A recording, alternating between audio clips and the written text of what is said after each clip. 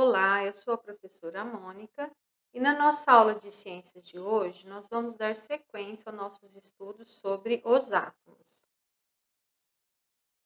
E hoje nós vamos falar sobre o átomo e a emissão de luz, a organização da eletrosfera do átomo e a distribuição eletrônica, a estrutura atômica e a emissão de luz. Em fogos de artifício, as diversas colorações de luz são obtidas quando se adicionam sais de diferentes elementos químicos às misturas explosivas. Por exemplo, para obter a cor vermelha é utilizado o estrôncio e para a cor amarela o sódio. Vamos ver por que a queima de certos compostos químicos emite luz? Também vamos ver por que a queima de compostos de átomos de diferentes elementos químicos emitem luz com diferentes cores. Na aula de hoje, vamos prosseguir então o estudo do átomo e a relação entre a estrutura atômica e a emissão de luz. Por volta de 1855, o cientista alemão Robert Bunsen descobriu que alguns compostos, ao serem submetidos à ação de uma chama, emitem luz, com cores características conforme cada substância química. A imagem a seguir mostra a cor da chama quando sais, contendo átomos de elementos químicos diferentes, são expostos a ela. Da esquerda para a direita, nós temos o bário com a cor verde, o estrôncio com a cor vermelha, o lítio com a cor laranja, o sódio com a cor amarela, o cobre com a cor verde e o potássio com a cor lilás ou roxo. Então, cada cor de luz corresponde a uma certa quantidade de energia. Os postulados de Bohr vieram para explicar o fenômeno da emissão das cores de luz. Então, o modelo atômico de Rutherford Bohr baseia-se simplificadamente em postulados. E segundo os postulados de Bohr, os elétrons eles descrevem órbitas circulares ao redor do núcleo. Cada uma dessas órbitas, chamadas de níveis de energia ou camadas de energia, tem energia constante. Os elétrons, que estão situados em órbitas mais afastadas do núcleo, apresentam maior quantidade de energia. Quando um elétron absorve certa quantidade de energia, ele salta para uma órbita mais energética ou de nível de energia mais afastado do núcleo.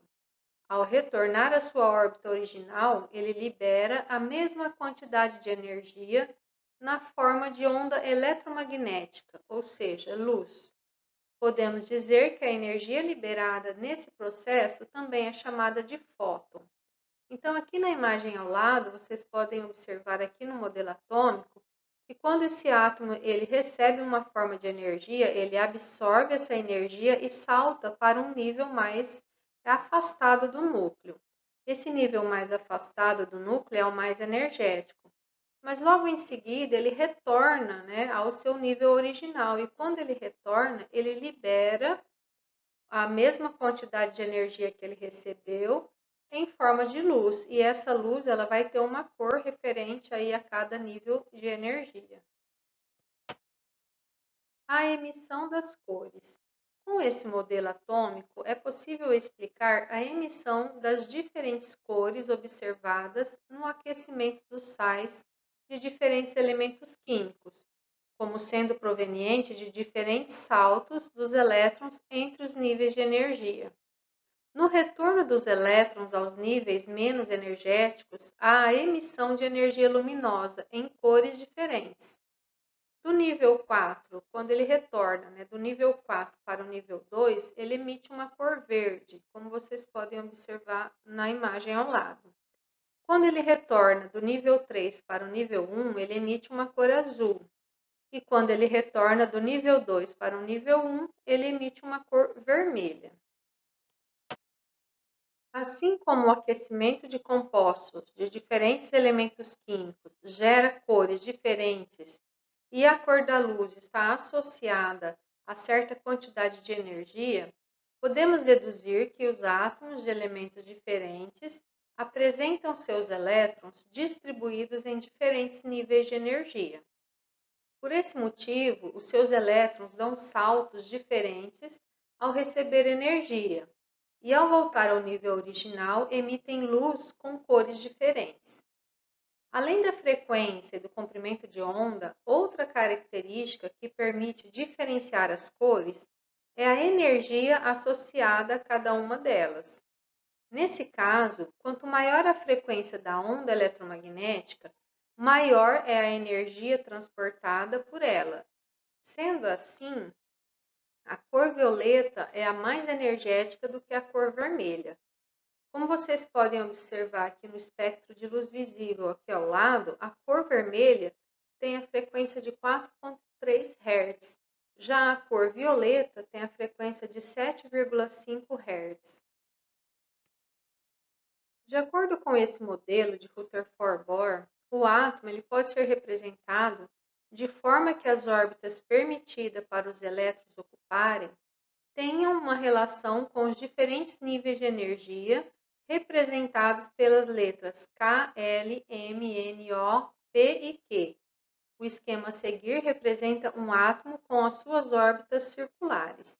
Então, de acordo com esse modelo, o átomo ele tem 7 níveis de energia, correspondentes às letras do alfabeto, que giram ao redor do núcleo. Cada nível de energia corresponde a uma certa quantidade de energia. Em cada um dos níveis ou camadas de energia, existe um número máximo de elétrons que essa camada comporta. Então, para cada camada, que é a K, L, M, N, O, P e Q, existe um número máximo de elétrons que essa camada comporta, que corresponde aí à quantidade de energia da camada. Então, para a camada K, o número máximo de elétrons seria 2, para a camada L, o número de elétrons seria 8, para a camada M, o número de elétrons seria 18 elétrons, para a camada N, 32, para a camada O, 32, para a camada P, 18 elétrons e para a camada Q, que é o último nível de energia, 8 elétrons. Então, os elétrons eles se distribuem na eletrosfera dos átomos, ocupando esses níveis de energia sucessivos e sempre do menor nível de energia disponível. De maneira geral, quanto maior o número de elétrons, maior será o número de camadas eletrônicas. É possível fazer a distribuição eletrônica na maioria dos átomos usando algumas regras simples. Aqui nós temos as regras de distribuição eletrônica. A primeira regra: os elétrons eles devem ser distribuídos de modo a completar cada camada, iniciando-se pela camada K, que é a mais próxima do núcleo. Caso o número de elétrons seja maior do que a capacidade dessa camada, os elétrons restantes devem ser distribuídos na camada seguinte e assim sucessivamente. Completando a camada seguinte, você passa para a próxima camada e assim sucessivamente. A segunda regra: a última camada não pode ter mais de 8 elétrons. A terceira regra: a penúltima camada não pode ter mais de 18 elétrons. Então, agora vamos utilizar essa regra de distribuição para fazer a distribuição dos elétrons do átomo de cloro. Então, observando qual número que nós vamos utilizar, a quantidade de elétrons. Então, onde nós encontramos essa quantidade? Ela corresponde ao número atômico e ao número de prótons daquele átomo. Então, aqui no átomo nós temos 17 prótons, então significa que esse átomo vai ter também 17 elétrons. Então, nós vamos distribuir esses 17 elétrons nas camadas eletrônicas, preenchendo aí o valor máximo de cada camada para poder passar para a camada seguinte. Então, vamos começar pela regra, que a primeira camada é a camada K, que é a camada mais próxima do núcleo. Então, na camada K, nós vamos colocar sua quantidade de elétrons, que são 2. Na segunda camada, nós vamos colocar a sua capacidade máxima, que são 8. Nós temos 17 elétrons e já distribuímos 10. Então, faltam 7 elétrons que eu posso colocar na próxima camada, onde a sua capacidade máxima seria 18 elétrons. Eu coloquei 7. Então, aqui eu finalizo a distribuição do átomo de cloro, observando que ele não está infringindo nenhuma das regras, que seria que na última camada não pode ter mais de 8 elétrons. Então, essa camada tem 7 elétrons, então está tudo correto. Essa última camada, né, ela corresponde à camada mais energética do átomo, também chamada de camada de valência. Então, é a camada M, a camada mais energética. Agora vamos fazer a distribuição de dois átomos, o sódio, que tem o número atômico 11, e o bromo, que tem o número atômico 35.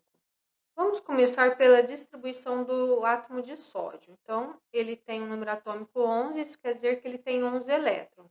Então, nós vamos distribuir esses 11 elétrons nas camadas eletrônicas que estão aqui ao lado. Então, a primeira camada, que é a mais próxima do núcleo, a camada K, ela tem 2 elétrons, é o máximo que ela comporta. Depois vamos passar para a camada L, agora eu já tenho 10 elétrons, né? Então só falta mais um elétron para distribuir. Então eu vou usar a próxima camada, que é a camada M, e vou colocar esse elétron. Então no total eu tenho 11 elétrons distribuídos. Então aqui eu finalizo, né, a distribuição do átomo de sódio com 11 elétrons. A camada M desse átomo é a camada mais energética, porque é a última, também chamada camada de valência. Agora nós vamos distribuir o elemento bromo, que corresponde a 35 elétrons. Ele tem um número atômico 35, isso quer dizer que ele tem 35 elétrons. Vamos começar aí pela camada K com 2 elétrons, camada L, 8 elétrons, camada M, 18 elétrons. Até aqui, somando, né, o que foi distribuído, já deu 28 elétrons. Eu tenho 35, então ainda me faltam 7 elétrons para distribuir, que eu vou colocar na próxima camada. Então, na camada N, eu coloco a quantidade de 7 e eu finalizo a distribuição do átomo de bromo com 35 elétrons. No caso do bromo, a camada de valência dele é a camada N, com 7 elétrons, que é a camada mais energética. Agora nós vamos fazer a distribuição eletrônica do átomo de cálcio. O átomo de cálcio, ele contém um número atômico igual a 20, isso corresponde a 20 elétrons. Então, nós vamos começar pela camada mais próxima do núcleo, que é a camada K, observando as regras de distribuição. Então, vamos preencher a camada K totalmente, com 2 elétrons, passamos para a próxima camada, camada L. Preenchemos totalmente essa camada, já distribuímos 10 elétrons. Nós precisamos distribuir 20. Então, na próxima camada, eu colocaria os 10 elétrons restantes. Só que essa regra, né, ela sendo a última camada, ela infringe, né, a regra de distribuição. Embora a camada M ela comporte até 18 elétrons, a gente só colocou 10, nós precisamos corrigir porque o átomo ele se comporta dessa maneira. Então, na última camada, não podemos colocar mais de 8 elétrons. Então, na correção, ficaria assim. Colocaríamos na camada K 2 elétrons, na camada L 8 elétrons. Na camada M, onde estaria 10 elétrons, eu vou colocar 8 e vou jogar 2 elétrons restantes, né, para a próxima camada. Então, a camada N ficou com 2 elétrons, que é a última camada, que é a camada mais energética do átomo, também chamada de camada de valência. E para finalizar a nossa aula de hoje, vamos fazer a distribuição do átomo de frâncio.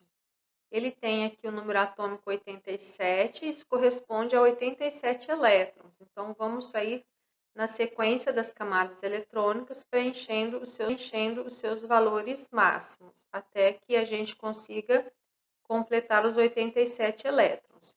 Então, na primeira camada, nós vamos colocar 2 elétrons, na segunda, 8 elétrons, na terceira camada, 18 elétrons, na camada M, e na quarta camada, nós vamos colocar 32 elétrons. Você vê que a gente está preenchendo, né, os valores máximos, porque é um número alto. Até a quarta camada, nós já distribuímos 60 elétrons, mas ainda falta 27. E na próxima camada, que seria a camada O, nós poderíamos colocar esse 27 elétrons. Só que isso daí infringe as regras de distribuição, então nós precisamos corrigir. Então, 27 é um número muito alto, né? Teria que ser no máximo 18 elétrons se a gente fosse corrigir. Então, corrigindo, ficaria aqui, né, a partir até a quarta camada, está correto.